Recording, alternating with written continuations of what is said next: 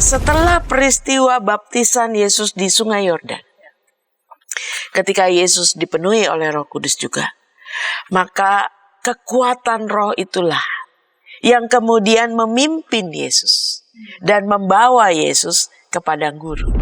Dan makna puasa adalah memang menyalipkan kedagingan yang menuntut kedisiplinan, ketekunan spiritual. Karena puasa bukan cuma tidak makan dan minum, tapi juga diiringi dengan doa. Sebab yang diuji oleh iblis, kita setia apa enggak sama kehendak Tuhan, sama firman Tuhan. Atau kita tertarik untuk menyeleweng dari kebenaran firman Tuhan.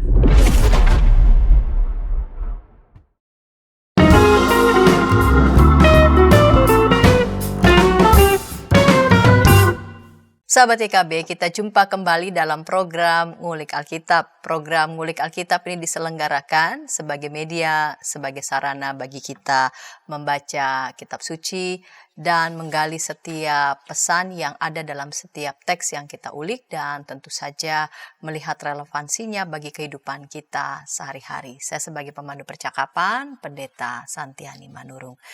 Sahabat YKB, sahabat ngulik semua, pada episode kali ini kita akan mengulik Injil Lukas pasal 4 ayat 1 sampai 13. Injil Lukas pasal 4 ayat 1 sampai 13 di bawah judul Tangguh menghadapi pencobaan. Tangguh menghadapi pencobaan. Dan narasumber yang akan menolong kita mengulik teks Injil Lukas pasal 4 ayat 1 sampai 13 ini sudah hadir di studio dan saya mau sapa lebih dulu ini Ibu Pendeta Melani Ayub. Salam jumpa kembali Ibu Pendeta Melani. Ya, salam sehat.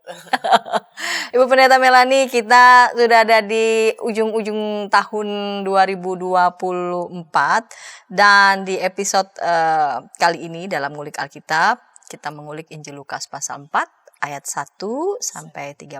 Saya sebagai pemandu percakapan, Pendeta Santiani Manurung mengajak sahabat dapat berinteraksi di kolom komentar yang sudah tersedia. Baik Ibu Pendeta, kita mulai saja episode kali ini dipimpin oleh Ibu Pendeta dalam doa. Mari kita berdoa. Ya Allah Bapa kami bersyukur pada saat ini kami boleh diberikan kesempatan untuk mengulik firman Tuhan. Beri kepada kami hikmat, biarlah kami boleh mengerti kebenaran firman Tuhan. Biarlah kami boleh menggali sedalam-dalamnya segala hal yang hendak Kau bukakan kepada kami. Biarlah Roh Kudus berkarya atas setiap kami, dan kebenaran-Mu boleh menjadi dasar kehidupan kami, yang boleh menerangi jalan-jalan kami dan mencahayai hidup kami. Dalam Kristus Yesus kami serahkan waktu ini. Amin. Saya membaca Injil Lukas pasal 4 ayat 1 sampai 13. Perikop ini diberi judul pencobaan di padang gurun. Yesus yang penuh dengan Roh Kudus kembali dari Sungai Yordan, lalu dibawa oleh Roh Kudus ke padang gurun. 40 hari lamanya ia dicobai iblis. Selama hari-hari itu ia tidak makan apa-apa dan setelah itu ia lapar. Berkatalah iblis kepadanya, "Jika engkau anak Allah, perintahkanlah batu ini menjadi roti." Jawab Yesus kepadanya, "Ada tertulis, manusia hidup bukan dari roti saja." Kemudian ia membawa Yesus ke suatu tempat yang tinggi, dan dalam sekejap mata ia memperlihatkan kepadanya semua kerajaan dunia. Kata iblis kepadanya, "Segala kuasa itu serta kemuliaannya akan kuberikan kepadamu, sebab semuanya itu telah diserahkan kepadaku, dan aku memberikannya kepada siapa saja yang kukehendaki. Karena itu, jikalau engkau menyembah aku, seluruhnya akan menjadi milikmu." Jawab Yesus kepadanya, "Ada tertulis, engkau harus menyembah Tuhan Allahmu, dan hanya kepada Dia sajalah engkau beribadah." Kemudian ia membawa Yesus ke Yerusalem dan menempatkan Dia di pinggir atap bait Allah, lalu berkata kepadanya, "Jika engkau anak Allah, jatuhkanlah dirimu dari sini ke bawah. Sebab ada tertulis mengenai engkau, Ia akan memerintahkan malaikat-malaikatnya untuk melindungi engkau, dan mereka akan menatang engkau di atas tangannya, supaya kakimu jangan terantuk pada batu. Yesus menjawabnya, ada firman, janganlah engkau mencobai Tuhan Allahmu. Sesudah iblis mengakhiri semua pencobaan itu, ia meninggalkan dia sampai tiba saat yang baik.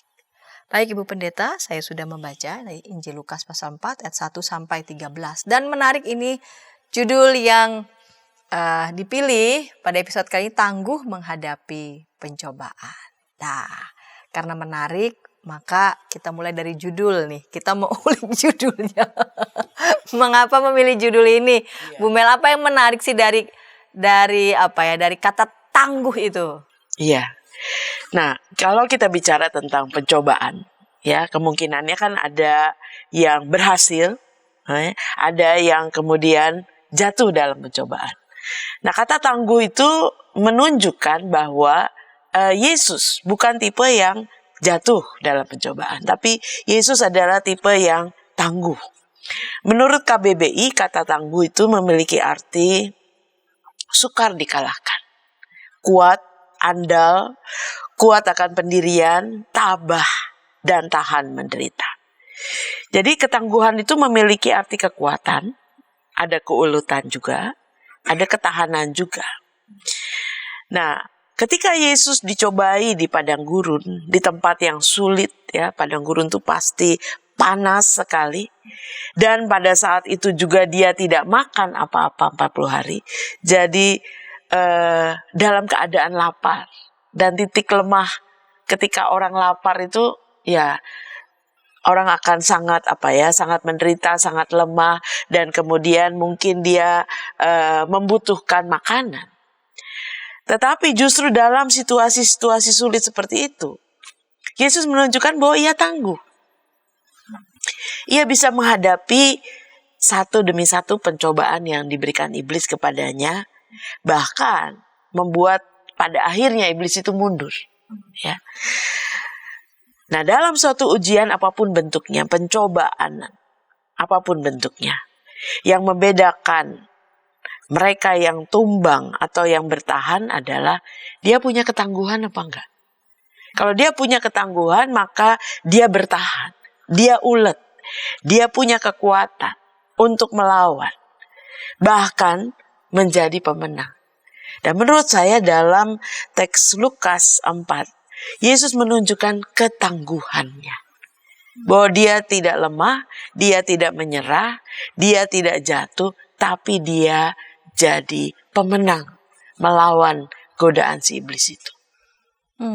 Jadi dari kata tangguh itu ada, tadi Bu Mel sudah menyebut ya, sukar dikalahkan, dia kuat pendiriannya, ya, tabah, tahan menderita, ulet, dan yang pasti semuanya itu dapat terjadi sekali. Nanti pasti kita akan ulik ya, karena Yesus tahu apa yang sedang dikerjakan. Betul. Orang yang tangguh itu mengapa tangguh? Karena dia tahu apa yang sedang dia kerjakan. Dan gitu dia ya. siap juga. Dan dia siap juga. Baik, Bu Mel, kita lanjut di yang kedua. Yesus yang penuh dengan Roh Kudus kembali dari Sungai Yordan, lalu dibawa oleh Roh Kudus ke padang gurun. Ini menarik, apa makna kalimat dari ayat 1? Yesus dibawa. Ya, jadi ayat 1 itu menunjukkan kepada kita mengapa Yesus harus mengalami pencobaan itu. Teks itu menunjukkan kepada kita Yesus dibawa oleh Roh Kudus ke padang gurun. Jadi Roh itulah yang membawa Yesus, yang menggiring Yesus. Dalam teks aslinya dikatakan Roh ekbalei Yesus ke padang gurun. Dalam bahasa Yunani secara harafiah, ekbalo itu berarti mengusir, melemparkan keluar, memimpin gitu ya. Jadi setelah peristiwa baptisan Yesus di Sungai Yordan, ketika Yesus dipenuhi oleh Roh Kudus juga, maka kekuatan Roh itulah yang kemudian memimpin Yesus dan membawa Yesus ke padang gurun. Jadi Yesus dipimpin oleh Roh, itu berarti kehendak Roh itulah yang membuat Yesus mengalami pencobaan ini. Kenapa padang gurun? Ya, menurut Alkitab dan pemahaman Yahudi, gurun adalah tempat yang paling tepat untuk berdialog dengan Allah. Kita melihat beberapa kali dalam teks Perjanjian Lama, juga Musa bercakap-cakap dengan Allah juga dalam situasi-situasi tidak berbeda jauh. Tempat di mana manusia mengambil keputusan-keputusan yang penting dalam relasinya dengan Tuhan secara khusus. Dalam segala hal yang sedang dia pergumulkan di masa depan. Jadi Roh memimpin Yesus padang gurun karena di padang gurun tuh nggak ada apa-apa. Di padang gurun tuh nggak ada kehidupan. Ya, di padang gurun itu adalah tempat yang sangat kering. Dan gurun juga tempat yang dialami oleh bangsa Israel selama 40 tahun setelah mereka keluar dari Mesir. Mereka harus mengembara di padang gurun. Dan sebagaimana bangsa Israel mengalami itu, Yesus juga mengalami pencobaan di padang gurun selama 40 hari. Menarik bahwa ada sedikit perbandingan antara pengalaman bangsa Israel dan pengalaman Yesus. Yang diperkuat dengan teks ulangan, yang dikutip beberapa kali dalam jawaban Yesus terhadap pencobaan. Di sini kita melihat bagaimana Lukas juga mau memperlihatkan betapa Yesus itu juga mengalami peristiwa-peristiwa yang serupa dalam tanda kutip dengan yang dialami oleh bangsa Israel. Tapi Yesus tangguh. Yesus tidak seperti bangsa Israel yang bersungut-sungut, yang marah-marah, yang kemudian memberontak kepada Tuhan atau mencobai Tuhan. Yesus berbeda. Dan disitulah ketangguhannya. Jadi ada kemiripan ya. Tadi Bu Mel sudah menyebut ya, kenapa padang gurun paling tepat tempat paling tepat untuk berdialog dengan Allah, dan di padang gurun itu juga manusia bisa merenung begitu ya, dan dalam perenungan itu mengambil keputusan. Namun juga sekaligus padang gurun itu menunjuk pada pengalaman bangsa Israel pada waktu itu, berjalan gitu ya, berkeliling setelah mereka keluar dari Mesir. Namun dalam perjalanan padang gurun itu mereka banyak kali jatuh dalam pencobaan, dan berbeda dengan apa yang dialami dan dilakukan oleh Yesus. Dan kita mau melihat bagaimana ketangguhan itu selanjutnya kita akan ulas segmen kedua. Kita akan ulas itu di segmen kedua, namun sebelumnya kita dengarkan pesan-pesan berikut ini.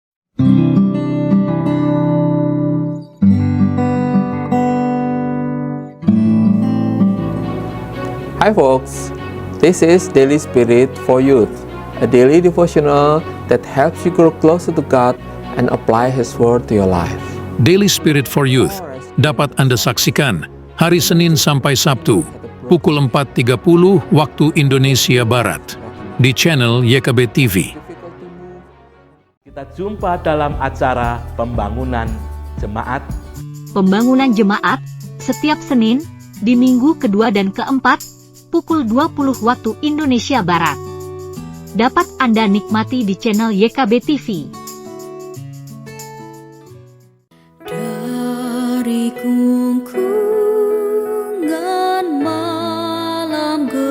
Nyanyikanlah nyanyian baru setiap hari Rabu pukul 12 waktu Indonesia Barat. Dapat Anda nikmati di channel Lagu Rohani YKB TV.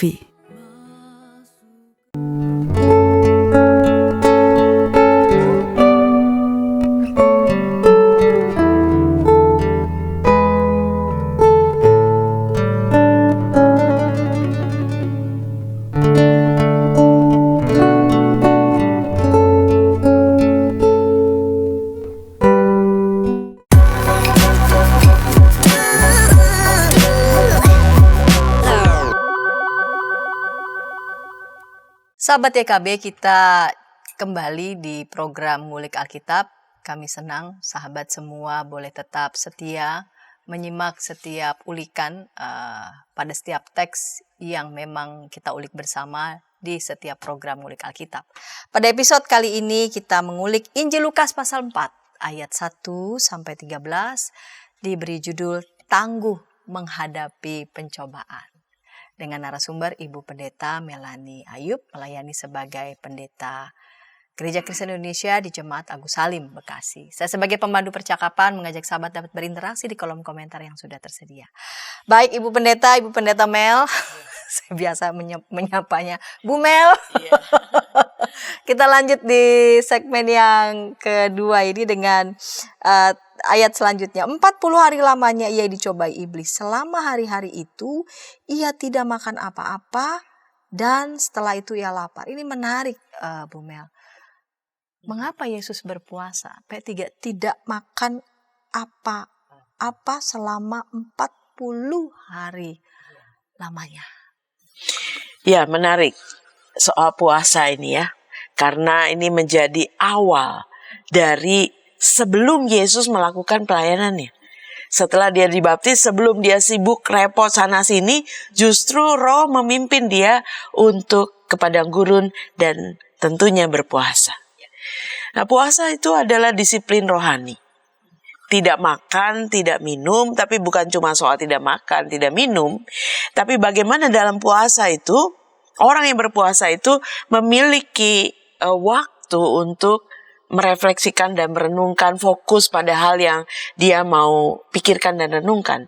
Dan tentunya bagi Yesus adalah soal pelayanannya, soal misinya di dunia ini. Karena dia datang untuk melakukan misi penyelamatan bagi dunia ini. Nah, dalam Alkitab kalau kita lihat selain Yesus, banyak tokoh-tokoh Alkitab yang juga berpuasa. Ya, Musa berpuasa 40 hari. Ketika ia dipanggil Tuhan naik ke Gunung Sinai untuk menerima loh batu.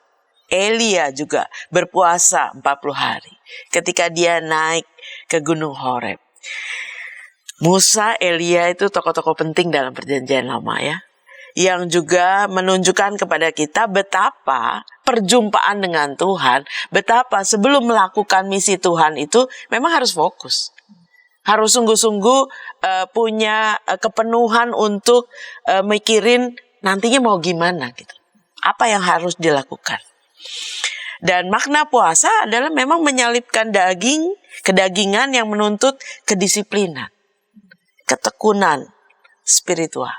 Karena puasa bukan cuma tidak makan dan minum, tapi juga diiringi dengan doa, diiringi dengan fokus untuk berelasi dengan Tuhan. Dan puasa menjadi momen untuk mengeksplorasi hubungan yang lebih dalam dengan Allah. Sehingga Yesus bisa mengerti kehendaknya. Apa yang Allah kehendaki, apa yang harus dia lakukan, dan bagaimana dia menuntaskan misinya di tengah dunia ini. Jadi kalau ditanya kenapa Yesus harus berpuasa, Roh memimpin Yesus ke padang gurun supaya Yesus mempersiapkan diri. Persiapan secara rohani, secara spiritual. Sebelum dia memulai misi pelayanannya kepada banyak orang yang mungkin kadang-kadang dia tidak sempat makan, tidak sempat minum, tidak bisa beristirahat. Dan di tengah puasanya itulah Yesus pasti akan memiliki waktu yang cukup untuk berelasi dengan Tuhan. Waktu yang cukup juga untuk memikirkan tentang apa yang dia harus lakukan di dalam melakukan misinya. Dan itu persiapan yang sangat baik sebelum dia terjun ke tengah orang banyak dan melakukan pelayanan yang begitu melelahkan, begitu secara mental, spiritual atau bahkan fisik. Dan momen puasa itu dipakai sungguh untuk mengeksplorasi tadi ya, Bu Mel sudah mengatakan apa yang akan dia kerjakan, sungguh-sungguh dia mengalami relasi yang begitu sangat dekat dengan Allah karena yang akan dia kerjakan adalah misi Bapa dengan segala macam tantangan-tantangan yang akan dihadapinya. Jadi ini bukan sekedar momen gak makan. Betul, supaya ketangguhan Yesus bukan cuman ketika dia dicobai. Tapi sebetulnya ketangguhan Yesus juga ketika dia menjalankan misinya sampai tuntas. Jadi puasa ini menjadi awal dari misi Yesus di tengah dunia ini. Dan ketangguhannya itu sampai akhir nanti. Bukan cuma ketika 40 hari di padang gurun. Ya, itu momen persiapannya secara spiritual. batin ya Bu Pendeta. Kita lanjut di pertanyaan berikutnya di ayat 3, lalu kemudian ada di ayat 4. Berkatalah iblis kepadanya, jika engkau anak Allah, perintahkanlah batu ini menjadi roti. Jawab Yesus kepadanya, ada tertulis manusia hidup bukan dari roti saja. Dalam pencobaan yang pertama itu, jika engkau anak Allah, perintahkanlah batu ini menjadi roti. Dan apa maksud iblis? Dan mengapa respon Yesus ada tertulis manusia hidup bukan dari roti saja? Iya. Di tengah tidak makan dan tidak minum 40 hari yang pasti lapar ya. Dan titik lemah manusia itu ketika lapar.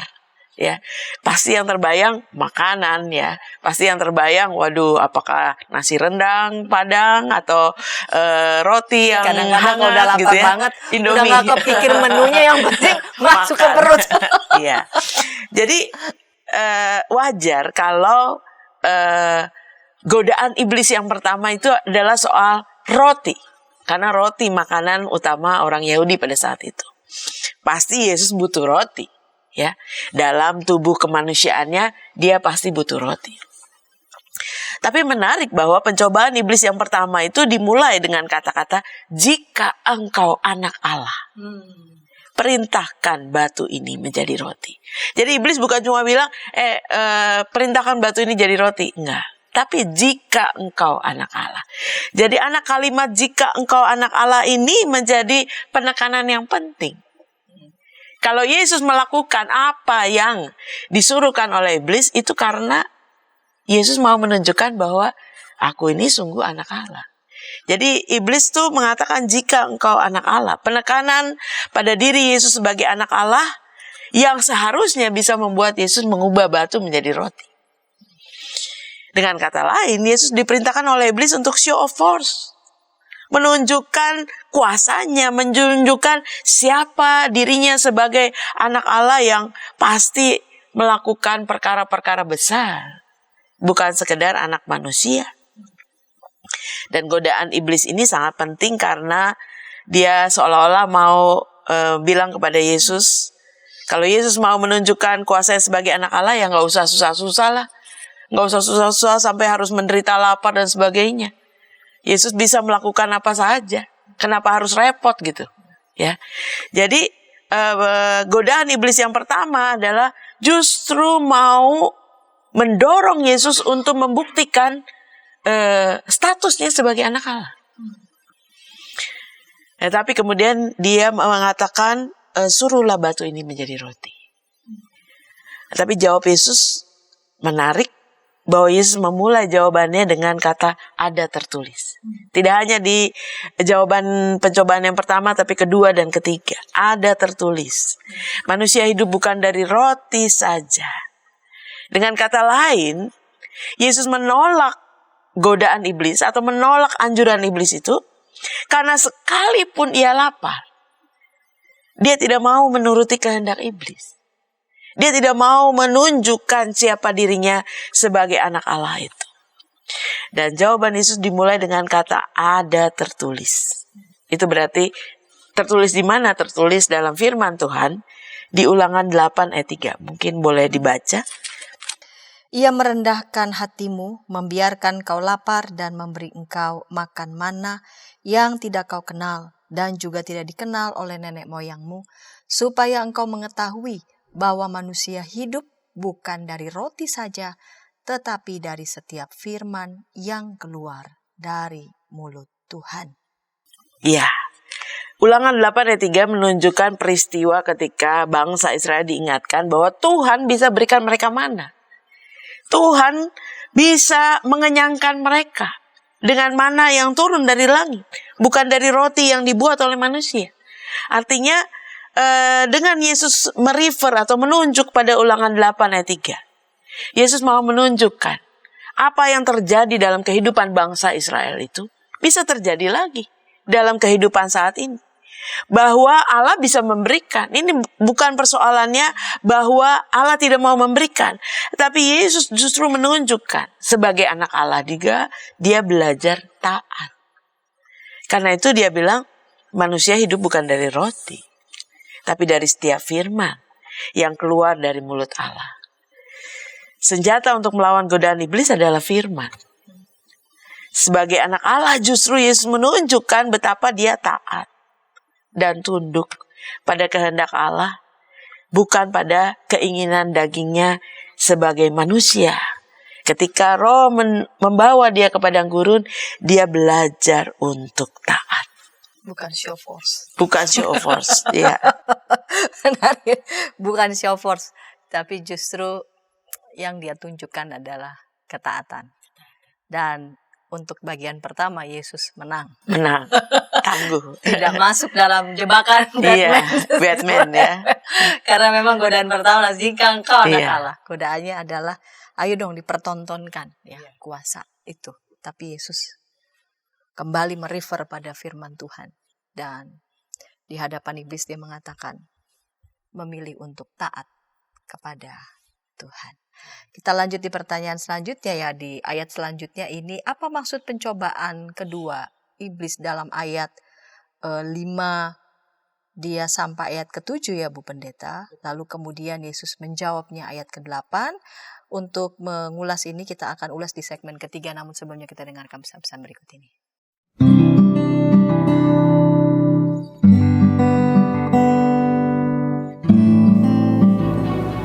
Hi folks, this is Daily Spirit for Youth, a daily devotional that helps you grow closer to God and apply His Word to your life.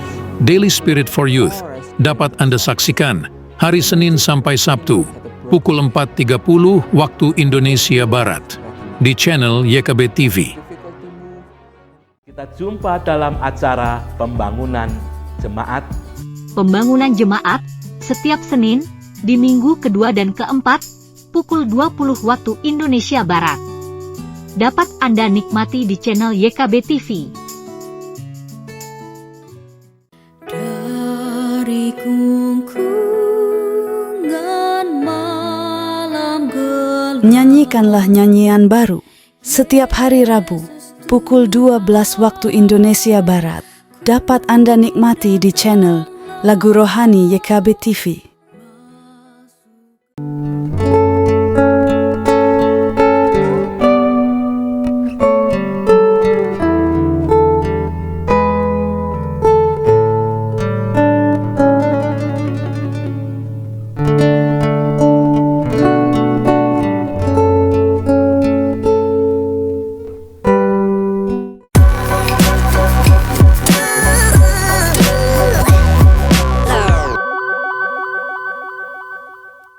Sahabat YKB, senang masih bersama dengan kami dalam program Ngulik Alkitab. Pada episode kali ini kita mengulik Injil Lukas pasal 4 ayat 1 sampai 13, diberi judul Tangguh Menghadapi Pencobaan. Kita masuk ke segmen ketiga. Saya mengajak sahabat dapat berinteraksi di kolom komentar yang sudah tersedia dengan narasumber Ibu Pendeta Melanie Ayub. Baik Bu Pendeta, kita lanjut di segmen ketiga ini.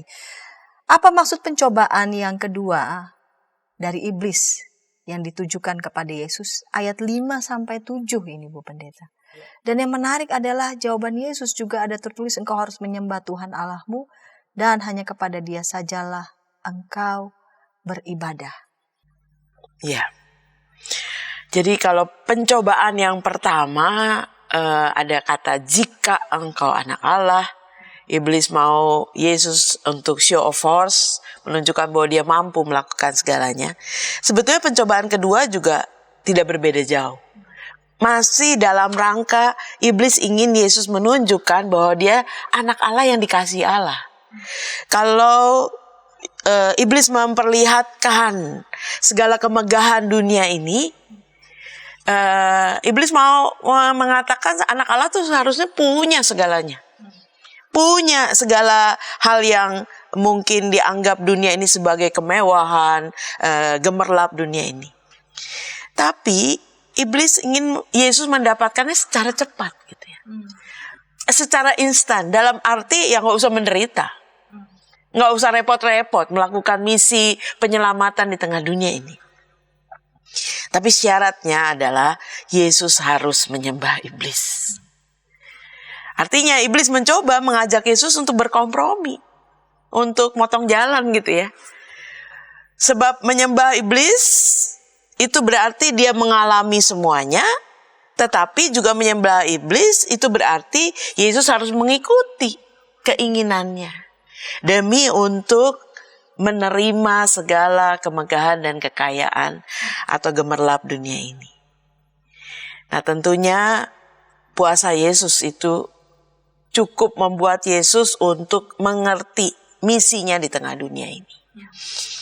Karena itu Yesus mendasarkan sekali lagi jawabannya atas Ulangan 6 ayat 13. Engkau harus takut akan Tuhan Allahmu. Kepada Dialah engkau harus beribadah dan demi namanya engkau harus bersumpah. Iya. Jadi dalam Ulangan 6 ayat 13 dikatakan takut tuh hanya kepada Tuhan. Bukan takut kepada iblis. Bagi Yesus iblis bukan sesuatu yang harus ditakutkan. Sekalipun dia memberikan tawaran-tawaran, bagi Yesus takut kepada Allah, kepada Dia saja harus beribadah, kepada Dia saja harus menyembah, dan itu berarti tidak ada yang lain. Yesus sama sekali tidak mau berkompromi. Dia hanya tunduk kepada Allah yang dia sembah, tidak kepada yang lain. Dan ketaatan Yesus kepada Allah tidak bisa digoyahkan oleh kekayaan, oleh kemegahan, oleh segala sesuatu yang ditawarkan iblis dengan kemegahan dunia ini. Bagi Yesus, Allah yang patut disembah, tidak ada yang lain. Dan sukacitanya adalah ketika dia melakukan kehendak Allah. Sehingga segala gemerlap dunia ini bagi Yesus tidak ada maknanya apa-apa bagi dirinya. Tidak menjadi sesuatu yang menggoda dia. Kira-kira begitu. Karena yang menjadi fokus sukacitanya adalah mematuhi kehendak Tuhan. Betul. Bukan segala gemerlap dunia ini. Betul. Dan di ayat 9 sampai 11, Bu Pendeta. Ini iblis ini memang suka cari gara-gara ya. Apa maksud pencobaan iblis yang ketiga ini? Ayat 9 sampai 11. Dan yang menarik Yesus menjawabnya. Ada firman, janganlah engkau mencobai Tuhan Allahmu. Iya. Nah, ini pencobaan yang ketiga atau pencobaan yang terakhir. Sebetulnya sekali lagi iblis menantang Yesus untuk membuktikan bahwa dirinya anak Allah. Namun iblis mengajak Yesus ke tempat yang tinggi supaya Yesus menjatuhkan dirinya. Kalau dia sungguh-sungguh anak Allah, masa sih Allah tidak menolong? Masa sih malaikat tidak menyelamatkan Yesus? Tapi iblis juga cerdik. Dia memakai firman Tuhan sebagai dasar pencobaannya. Jadi kalau biasanya Yesus menjawab ada tertulis, iblis sekarang mengatakan sebab ada tertulis mengenai engkau, dia akan memerintahkan malaikat-malaikatnya untuk melindungi engkau. Nah, kata-kata iblis itu dikutip dari Mazmur 91 ayat 11 sampai 12. Ini luar biasa kalau menurut saya. Luar biasanya adalah ketika iblis tahu firman Tuhan. Dan ini gak main-main. Iblis begitu kuatnya untuk menggoda Yesus sampai dia memakai firman Tuhan. Supaya Yesus mau tunduk. Yang dipakai adalah firman Tuhan. Kalau tadi Yesus jawabnya selalu firman Tuhan, sekarang godaannya juga pakai firman Tuhan. Seolah-olah kalau sudah ada dalam firman Tuhan, gak ada salahnya dong membuktikan. Firman Tuhannya bilang begitu, silakan malaikat Tuhan akan menopang ya. Tetapi di pihak lain itu menunjukkan juga bahwa iblis itu mengenal firman Tuhan. Dan itu harus menjadi hal yang membuat warning bagi kita sebagai anak Tuhan. Jangan mudah digoda oleh karena firman Tuhan juga bilang kok gak apa-apa gitu ya. Karena iblis juga pakai begitu. Dan tentunya kita bersyukur bahwa Yesus memahami firman dengan sesungguhnya. Dia tidak hanya mengambil firman untuk kepentingannya, tapi secara konsisten dia mendasarkan jawabannya sebab ada tertulis. Ya, sebagaimana firman Tuhan dalam Ulangan 6 ayat 16. Janganlah kamu mencobai Tuhan Allahmu seperti kamu mencobai Dia di masa. Ya, jadi sekali lagi ini merefer pengalaman bangsa Israel. Ketika mereka mencobai Tuhan, ketika mereka sedang lapar, ketika mereka tidak punya air, ketika mereka haus, dan akhirnya mereka mencobai Tuhan Allahnya. Nah, kalau Yesus tidak melakukan kesalahan yang sama seperti bangsa Israel. Dia tahu bagaimana dia harus sungguh-sungguh tunduk kepada Tuhan. Artinya sekalipun dia anak Allah, dia menolak untuk mencobai Tuhan. Sebetulnya mungkin bisa sah-sah aja gitu ya. Karena firman Tuhannya dalam Mazmur bilang begitu. Tapi dia tidak mau mencobai Tuhan demi mempertontonkan kehebatan dirinya. Statusnya sebagai anak Allah. Mempertontonkan bahwa Allah pasti akan membela dia. Apalagi ketika itu dilakukan atas desakan iblis. Karena itu menuntut bukti dari Allah. Sesungguhnya juga merupakan ungkapan kurang percaya pada siapa Allah. Dan karena itu Yesus mengatakan, kalau taat sebagai anak Allah ya harus mutlak. Enggak ragu, enggak goyah oleh desakan-desakan apapun. Ya taat, ya taat. Karena itu jangan engkau mencobai Tuhan Allah.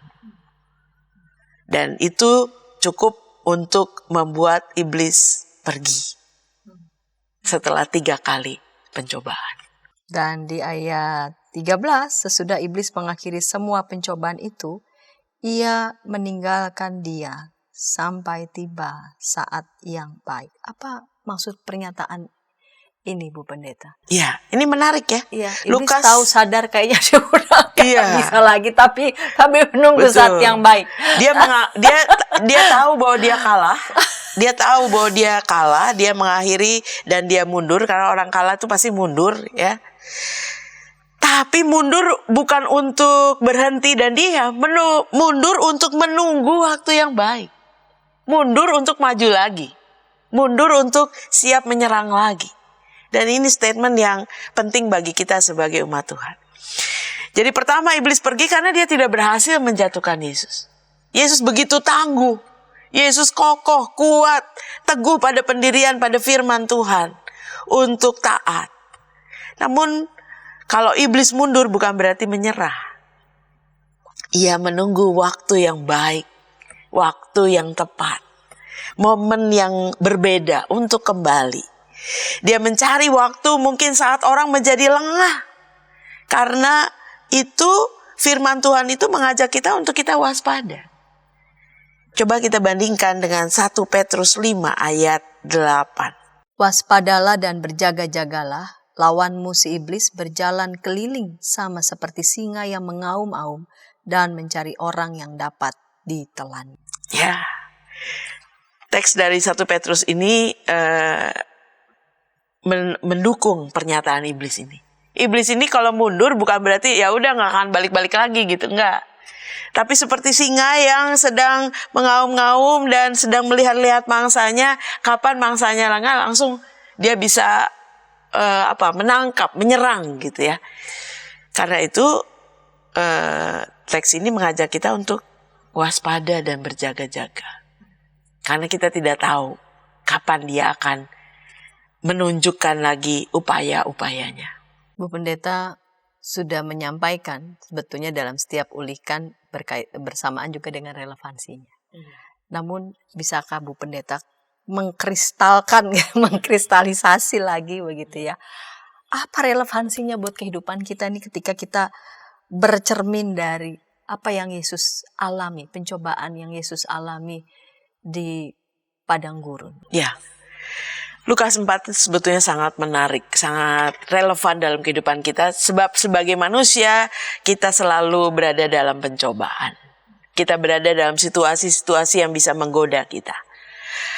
Nah, pertama-tama Lukas 4 mau menunjukkan pada kita, Yesus sudah memberikan teladan, dia tangguh. Sebagai anak Allah, dia melawan godaan iblis dengan senjata firman Allah. Karena itu sebagai umat percaya, supaya kita bisa melawan, kita juga harus memahami firman dengan benar. Firman inilah yang menjadi senjata kita. Ketika kita harus memilih kanan atau kiri, yes or no, gitu ya. Harus memutuskan keputusan-keputusan sulit di tengah segala jepitan-jepitan yang akan menjatuhkan kita. Firman Tuhan bilang apa? Kalau kita sungguh-sungguh memahami firman Tuhan, kita bisa melewatinya. Yang kedua, iblis tahu kelemahan kita. Nah, itu yang kita sendiri harus waspada. Dia tahu kita lemahnya di mana. Justru disitulah dia menggoda kita. Ya, karena itu kita harus waspada, tidak mudah terpengaruh oleh godaan dan tawarannya yang selalu terlihat menguntungkan dan menggiurkan kita. Dan kita juga tidak tahu kapan kita akan menghadapi pencobaan dari iblis itu. Kapan saatnya? Jangan bayangkan iblis itu dalam makhluk yang mengerikan gitu ya, yang akan tampil dengan segala macam yang membuat kita ingin menjauh. Enggak. Iblis itu akan tampil dalam segala daya tarik yang memikat, yang menggoda, yang menarik kita, yang membuat kita mau mencoba kadang-kadang. Karena itu harus diuji seberapa kita juga sungguh-sungguh berada di jalan kebenaran. Kita sungguh-sungguh menjadi orang-orang yang setia. Sebab yang diuji oleh iblis, kita setia apa enggak? Sama kehendak Tuhan, sama firman Tuhan. Atau kita tertarik untuk menyeleweng dari kebenaran firman Tuhan. Karena itu marilah kita menjadi seperti Yesus, anak-anak Allah yang mengedepankan kehendak Allah, firman Allah di atas segala kepentingan diri kita sendiri, keuntungan, kesenangan diri kita sendiri. Bu Pendeta, kuat tangguh menghadapi pencobaan, kita kan bercerminnya dari Tuhan kita ya, Yesus Kristus. Kita sadar kita tidak punya kekuatan apa-apa selain dari bersandar. Yesus saja melakukan persiapan itu. Yesus saja melakukan persiapan yang sedemikian ya. Apalagi kita yang manusia biasa, jangan merasa gampang, mudah mengenali. Si jahat aja bisa memanipulasi firman Tuhan. Nah, ketika kita nggak sungguh-sungguh jeli, batin kita nggak sungguh-sungguh jernih, kita nggak mengenali dan akrab dengan firman Tuhan, akrab dengan Tuhan, kita bisa saja juga dibawa juga ya dalam godaan itu. Dan kita menjadi jatuh. Dan yang luar biasa adalah dalam kuasa Tuhan Yesus itu, dia tahu betul bagaimana menggunakan kuasa itu, sehingga kuasa itu tidak dipakai untuk show force, melainkan taat pada kehendak Allah. Ketika tayangan ini boleh memberkati sahabat dapat membagikannya kepada sebanyak mungkin orang, dan sahabat dapat menekan tombol like maupun subscribe, sehingga boleh mendapatkan update dari tayangan YKB TV. Bu Pendeta Melanie, terima kasih untuk kesediaan pada episode kali ini dalam program Ngulik Alkitab, dan kita akan menutupnya dalam doa. Mari Bu Pendeta dapat menutup dalam. Mari kita berdoa. Ya Allah Bapa, kami bersyukur. Kami boleh mengenal Tuhan kami Yesus Kristus yang sungguh-sungguh tangguh dalam menghadapi pencobaan, yang sungguh-sungguh boleh taat untuk setia melakukan dan menjalankan firman Tuhan. Beri kepada kami ya Tuhan, pimpinan Roh Kudus-Mu, agar kami juga boleh belajar untuk tidak mengedepankan kesenangan kami, kepentingan kami, segala keinginan-keinginan manusiawi kami. Tapi kami terlebih dulu boleh mengutamakan Engkau dan kehendak-Mu. Biarlah kami juga dimampukan untuk boleh mengenali godaan-godaan yang bisa menjauhkan kami daripada-Mu, sehingga kami boleh menjadi anak-anak Tuhan yang juga mampu mengatasi, mengalahkan godaan-godaan si jahat. Biarlah Tuhan yang boleh memimpin kehidupan kami. Dalam Kristus Yesus kami berdoa. Amin.